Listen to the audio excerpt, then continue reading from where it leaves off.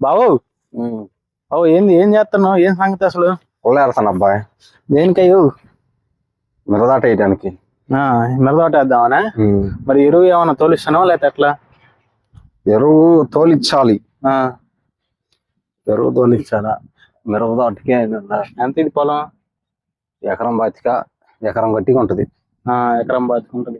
మరి నువ్వు ఎరువు తోలియాలనుకుంటున్నావు కదా, మరి సాయిల్ టెస్ట్ చేయించకూడదు? అంటే ఏంటిది సాయిల్ టెస్ట్? అంటే భూసార పరీక్ష.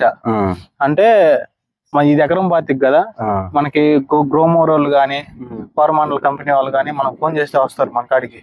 వచ్చి ఈ ఎకరం బాతికలో 4 చోట్ల మట్టి తీస్తారు. ఇంత మట్టి తీసి కవర్ లో వేసుకొని పోయి టెస్ట్ చేస్తారు. అంటే ఈ మట్టిలో ఏం తేడా ఉంది, డెఫిషియన్సీ అంటే ఏం లోపం ఉంది, జింకు లోపం ఉందా, ఐరనా, మాంగనీసా, ఇంకోటి బోరానా, ఏం లోపం ఉంది, నువ్వు ఎట్లా ఎరువు చల్లుకోవాలనుకుంటున్నావు కదా, ఆ ఎరువులోనే ఇప్పుడు చాగని సాంబశివరావు గారు మీ భూమిలో జింకు లోపం ఉంది అని చెప్పాను అనుకో, మనం ముడి శంకు తెచ్చుకొని దాంట్లో కలుపుకొని చుమ్ముకోవచ్చు.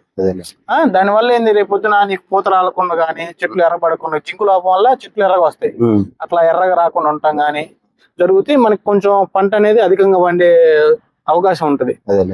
ఈ సాయిల్ టెస్ట్ అనేది మంచిదే బాగా చేయించుకుంటే. మరి చేపిద్దాం.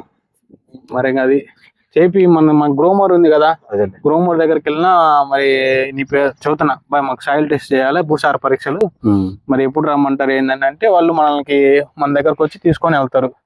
చేపి తప్పకుండా. నువ్వు ఎందుకంటే ఇప్పుడు ఎరువు చల్లాలనుకుంటున్నావు, ఖర్చుదే ఉండదు, ఖర్చుకి ఫ్రీయే బాబు మొత్తం.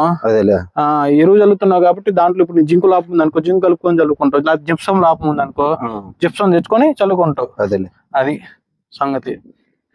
అట్లా చేయి తప్పకుండా. చూద్దాం. రైతు సోదరులు ఎవరైనా మీరు కూడా మీ పొలాల్లో సాయిల్ టెస్ట్ చేయించుకోవాలంటే మీ దగ్గరలో ఉన్న గ్రోమర్ని సంప్రదించండి. వాళ్ళు మన చేనుకు వచ్చి మట్టి సాయిల్ కలెక్ట్ చేసుకొని చేస్తారు సాయిల్ టెస్ట్ అనేది. మనకు అప్పుడు ఏం డెఫిషియన్సీ ఉంది అనేది కూడా మనకి చెబుతారు. దాన్ని బట్టి మనం జింక్ ఉంటే జింకు, లేకపోతే జిప్సం ఉంటే జిప్సమ్, ఫార్ములా నెంబర్ 6 అంటే 6 రకాల మూలకాలు ఉంటాయి. అవి లోపాలు ఉంటే మనం ఈ దిక్కులను చల్లుకుంటే మనకు చాలా ఉపయోగకరంగా ఉంటుంది, పంట కూడా కొంచెం అధికంగా పడే అవకాశం ఉంటుంది.